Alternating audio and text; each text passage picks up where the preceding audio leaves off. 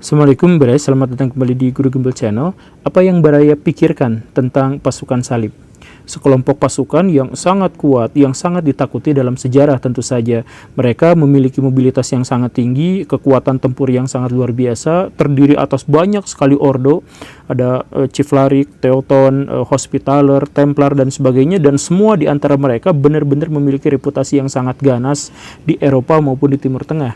Tetapi coba Baraya bayangkan juga tentang pasukan Mongol. Ini bahkan jauh lebih mengerikan lagi. Pasukan Mongol adalah pasukan yang jangankan untuk dilawan, diantisipasi aja sesuatu yang sangat mustahil di zamannya. Pasukan ini bergerak terlalu cepat, terlalu akurat, terlalu efisien. Mereka tahan terhadap segala jenis cuaca, mereka tahan terhadap segala jenis keadaan, dan bagaimana kondisi perang mereka selalu memenangkannya. Dan kalau misalkan Baraya lihat lagi di sana, Baraya bisa menemukan misalkan Hasasin, korps pasukan yang bergerak seperti ninja. Ini adalah ninja padang pasir yang walaupun bergerak dengan individu-individu tertentu, tetapi setiap satu individu itu bisa menghancurkan satu pasukan sekaligus. Tingkat akurasi misi pembunuhannya itu adalah 100%. Sedemikian ditakutinya sampai tentara salib menyebut dia, Hasasin, itu sebagai pembunuh. Jadi kata assassin dalam bahasa Inggris yang artinya pembunuh itu diambil dari korps pasukan yang sangat mengerikan ini. Baraya bisa sebutkan bagaimana tangguhnya pasukan-pasukan itu, tetapi coba Baraya bayangkan seandainya pasukan-pasukan itu bersatu padu, bukan berperang tapi bersatu padu karena ketakutan menghadapi pasukan yang jauh lebih kuat daripada mereka. Bahkan ketika tiga pasukan ini bersatu sekalipun, mereka benar-benar harus kocar-kacir berhadapan dengan satu pasukan yang sangat luar biasa, yang jauh lebih superior. Pasukan apa yang dimaksud? Ayo kita bahas.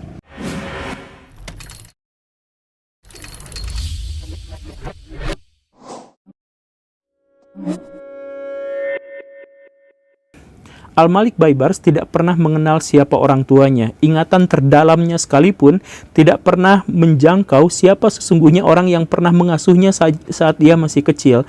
Karena itu, maka dia tidak bisa ditelusur identitas kesukuannya. Ada yang bilang dia orang Turki, ada orang yang bilang dia orang Kipchak. Mungkin juga dia adalah orang Mongol. Tetapi apapun itu tidak menjadi masalah apapun karena dia hanya mengingat bahwa dia sudah dibesarkan sebagai budak di pasar budak di Damaskus. Di usia 8 tahun dia hampir saja dibunuh oleh pemilik pasar budaknya gara-gara dia tidak kunjung laku dijual. Kenapa seperti itu? Karena matanya sedikit cacat, jadi agak picek sebelah seperti itu. Nah, dia bisa diselamatkan dari pembunuhan itu gara-gara ada sebuah kebijakan dari Sultan. Sultan dinasti Ayyubiyah pada waktu itu ingin mendirikan sebuah korps pengawal yang benar-benar bernuansa militer, tetapi tidak berpolitik. Nah, ini harus kita garis bawahi, tidak berpolitik. Kekuatan sepenuhnya di dunia militer, tetapi tidak berpolitik. Maka Sultan kemudian memikirkan bahwa korps yang semacam itu hanya bisa dibentuk kalau kita merekrut anak-anak terlantar, anak-anak kecil, budak-budak belian yang masih kecil, kemudian kita tempatkan di satuan militer tertentu, digembleng dengan kekuatan militer tertentu, dan didoktrin agar dia tidak berpolitik. Ya, pikirannya semacam itu. Maka Baibars adalah salah satu yang direkrut pada waktu itu, dibeli dengan biaya yang sangat murah sekali, kemudian ditempatkan di sebuah pulau di tengah-tengah Sungai Nil. Melampaui ekspektasi, Baibars ini ternyata adalah seorang yang jenius di bidang militer. Dia ahli dalam pertarungan jarak dekat dengan atau tanpa senjata. Badannya juga kekar dan besar dengan stamina yang sangat luar biasa. Dia juga adalah seorang yang ahli strategi, ahli taktik, ahli bikin akal-akal bulus untuk bisa mengalahkan musuh-musuhnya. Satu-satunya orang yang bisa menyainginya adalah Aibak. Siapa dia? Seseorang yang juga tidak bisa diketahui asal-usulnya. Cuman yang jelas, baik Aibak maupun Baibars ini memiliki hubungan yang agak rumit. Sama seperti Sasuke dan Naruto. Jadi mereka itu dalam satu sisi bersaing untuk menunjukkan siapa di antara mereka yang lebih kuat. Kadang Baibars nampak lebih kuat, kadang Aibak bisa mengalahkannya. Tetapi di luar itu mereka adalah sahabat yang dekat, sahabat karib, sahabat akrab. Nah, tetapi kemudian ada satu intrik politik yang terjadi di istana. Permaisuri Sultan Ayyubiyah pada waktu itu namanya adalah Syahrazad, itu datang ke kemah Qutbuddin Aibak. Aibak, saya minta bantuan. Sultan kamu itu mau mendirikan korps Kurdi untuk menggantikan korps Mamluk. kamu akan segera dipecat. Waduh, kok gitu? Iya, tapi gini, kamu mau nggak bantu saya membunuh sultan itu?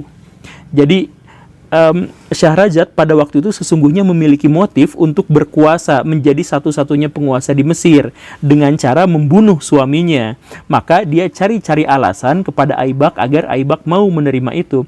Aibak sebenarnya juga tahu motif di balik itu, tetapi dia mengikuti saja, sebab kalau dia mengikuti perintah dari sang ratu, dari permaisuri dengan membunuh sultannya, maka dia akan kecipratan harta, tahta, dan wanita. Syahrazad menjanjikan, kamu bisa saja menjadi suami saya selama kamu mau membunuh suami saya yang lama ini, dan kita akan sama-sama berkuasa atas dinasti Ayyubiyah. Aibak setuju, dan dengan kemampuan militer yang sangat luar biasa, sabotasi yang luar biasa, maka dalam waktu yang sangat singkat, Sultan dinasti Ayyubiyah akhirnya tewas tanpa diketahui siapa pembunuhnya. Syahrazad akhirnya berkuasa menjadi permaisuri. Aibak langsung nagih janji, sekarang ayo kita berkuasa bersama-sama. Oke, tentu saja. Syahrazad itu dasarnya emang udah jahat banget. Jadi ketika dia sudah memutuskan untuk membunuh suaminya, dia juga sudah merencanakan pembunuhan atas Aibak. Tetapi bodohnya dia adalah menganggap Aibak itu adalah orang bodoh. Aibak itu sudah benar-benar mengetahui bahwa akan ada konspirasi yang akan membunuhnya. Maka sebelum Syahrazad membunuh Aibak, Aibak membunuh duluan Syahrazad.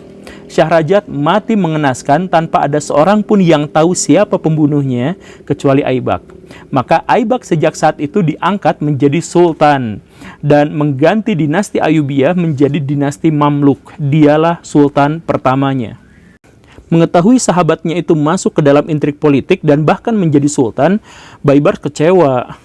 Aibak, engkau teman karibku, lebih dari saudara, jangankan makan minum, tidur kita bersama. Bukankah kita tahu kita tidak boleh bermain politik? Kan begitu Baibars mengatakan. Tapi kemudian Aibak mengatakan, alah jangan munafik lu Baibars, gini, kalau kamu ada di posisi saya sekarang, kamu pun pasti akan mengambil langkah ini, kamu pun pasti akan berpolitik. Jadi ginilah, sekarang saya sudah jadi sultan, kita sahabat akrab dari zaman dulu, saya jadi sultan, kamu saya angkat jadi jenderalnya, mau nggak? Kata Baibars, nggak mau, saya udah ilfil banget sama kamu, kita sahabatan, tapi sekarang kita putus dulu. Maka Baibars pergi ke Suriah, kemudian dia bertani. Baju zirahnya, baju tempurnya itu kemudian dia jadikan sebagai bebegi sawah, sebagai orang-orangan sawah begitu, dan dia abaikan saja masalah-masalah politik yang terjadi pada Aibak. Itu terjadi pada tahun 1250. Tetapi ketika dia sedang enak-enaknya bertani, pada tahun 1258 ada sebuah bencana besar di dunia Islam, yaitu 200.000 pasukan Mongol itu memporak-porandakan Baghdad, menghancurkannya, meratakan dengan tanah. Khalifah berhasil mengungsi, tetapi peradaban Islam pada waktu itu simbol-simbolnya benar-benar diruntuhkan. Dan ketika itu Mongol masih belum selesai mengetahui bahwa ada kerabat khalifah yang kabur ke Kairo. Mongol kemudian mengancam, Kairo siapa pemimpinnya? Qutbuddin Aibak. Saya minta Qutbuddin Aibak untuk menyerahkan kota dan seluruh kerabat khalifah, atau kami akan meluluh lantakannya seperti Baghdad. Yang lebih mengerikan dari itu bukan hanya pasukan Mongol, tetapi juga tentara salib. Tentara salib adalah musuh tradisional dinasti Mamluk, bahkan musuh dinasti Ayyubiyah. Tentara salib sudah ada 200 tahun lamanya pada waktu itu di Timur Tengah, dan mereka menguasai banyak sekali wilayah-wilayah di sekitaran Suriah, Jordan, Palestina, bahkan dekat-dekat dengan Mesir.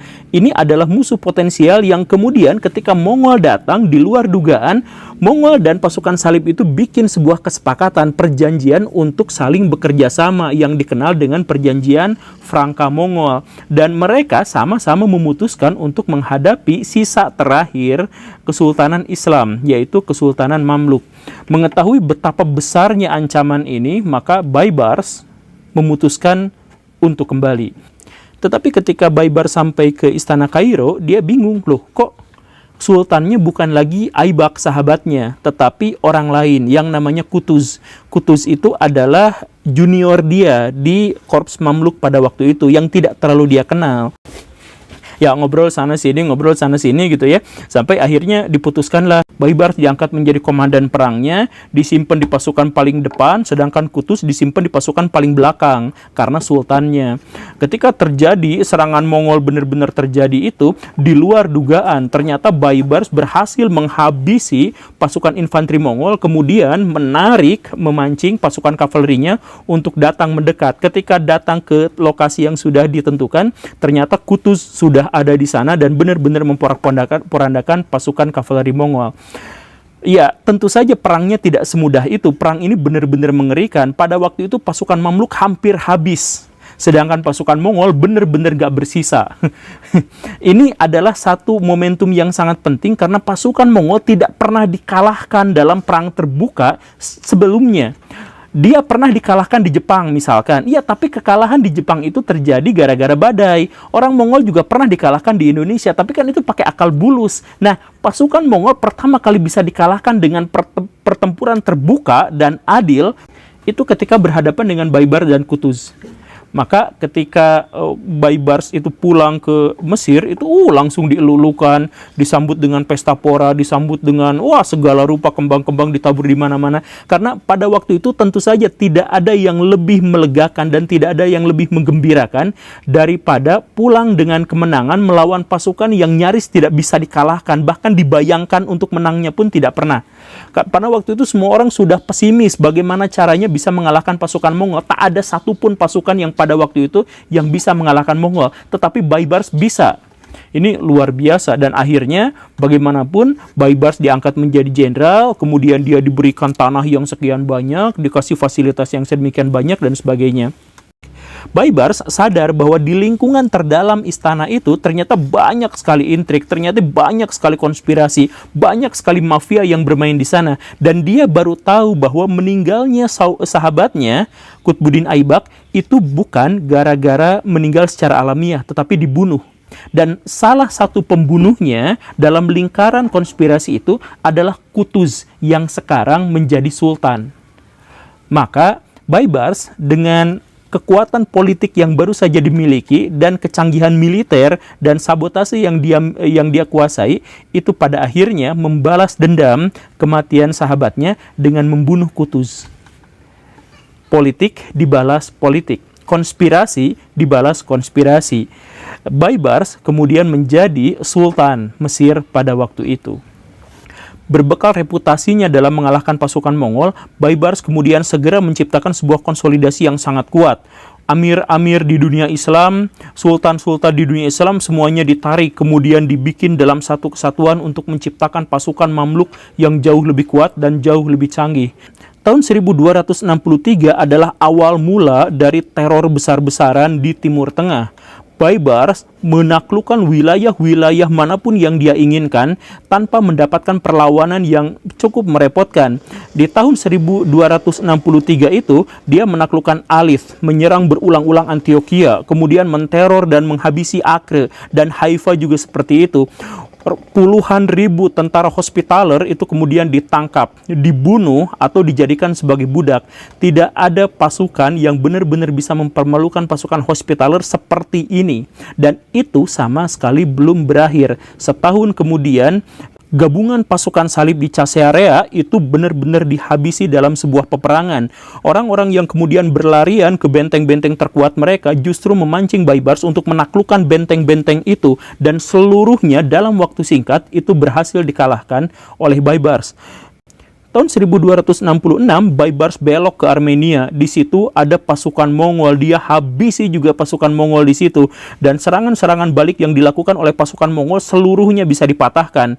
Dan pada waktu itu di Armenia itu Baibars dikepung oleh dua kekuatan besar. Tentara Salib di sebelah barat dan tentara Mongol di sebelah timurnya. Dan dua-duanya bisa dihabisi sekaligus walaupun dengan kekuatan pasukan yang jauh lebih ringan lagi. Di sini kita bisa mengetahui bahwa Baibars itu sama sekali tidak seperti Salahuddin Al-Ayyubi. Dia itu benar-benar seorang militer yang haus darah. Jadi ketika dia berperang, dia bukan hanya berperang demi kemenangan, tapi demi kepuasan. Jadi ketika dia berhadapan dengan satu pasukan, kemudian satu pasukan ini dianggap tidak menghibur dirinya karena menurut dia terlalu lemah, dia akan langsung menyerang pasukan yang lainnya. Puncaknya terjadi pada tahun itu 1268.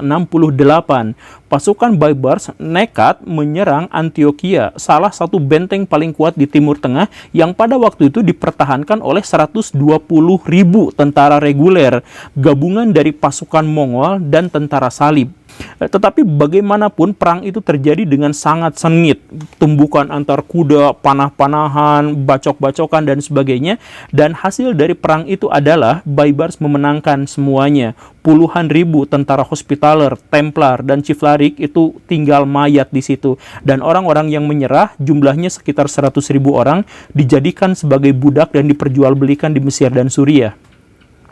Sedangkan pasukan Mongol itu ketika datang dikalahkan lagi sampai Baibarsnya bosan.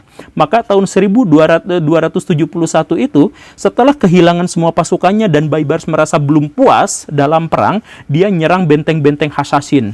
Jadi benteng-benteng Hasasin yang ada di puncak-puncak gunung itu, yang jumlah isinya puluhan ribu orang itu, didatangi dan kemudian dihancurkan tanpa sisa. Tidak ada satupun Hasasin yang sampai sekarang bisa bertahan. Jadi kapan perang salib bisa dikatakan selesai? Sejak Baibars ada. Kapan Hasasin, korps pasukan yang legendaris itu punah? Sejak Baibars. Orang yang melakukannya itu adalah orang yang sama. Dan kapan pasukan Mongol mundur dari Timur Tengah? Sejak Baibars. Jenderal mana dalam sejarah yang bisa menaklukkan pasukan-pasukan legendaris seperti halnya Baibars?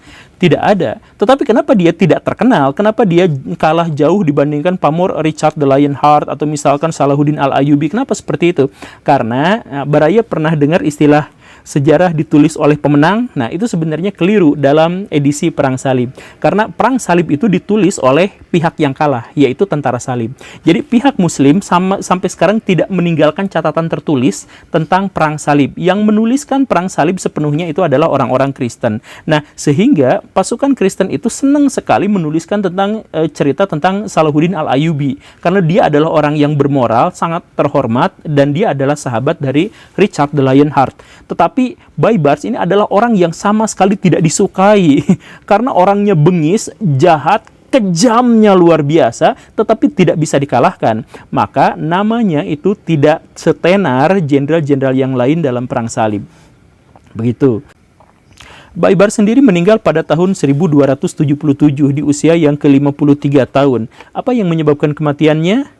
Tidak ada yang tahu kecuali para pembunuhnya sendiri. Jadi Baibars benar-benar dibunuh? Iya, Baibars benar-benar dibunuh. Ini adalah sebuah ironi yang saya garis bawahi di awal tadi, bahwa dinasti Ayyubiyah itu membutuhkan sebuah korps pasukan yang benar-benar militer, tetapi tidak terlibat dalam masalah-masalah politik. Kenapa seperti itu? Karena ternyata dinasti itu di wilayah itu memang terlalu banyak intrik politik. Dinasti Ayyubiyah itu runtuh bukan gara-gara serangan pasukan salib, tetapi gara-gara intrik di dalam istananya yang Syahrajat tadi. Kemudian ketika dinasti Mamluk didirikan, itu juga gara-gara hasil dari sebuah konspirasi. Baibars diangkat menjadi sultan itu gara-gara sebuah konspirasi, dan dia tewas juga gara-gara sebuah konspirasi. Maka silahkan Baraya putuskan sendiri bahwa ternyata pasukan terkuat di dunia itu ternyata bisa dihabisi oleh intrik politik di dalam istana. Terima kasih karena sudah menyimak. Saya Guru Gembul pamit. Assalamualaikum warahmatullahi wabarakatuh.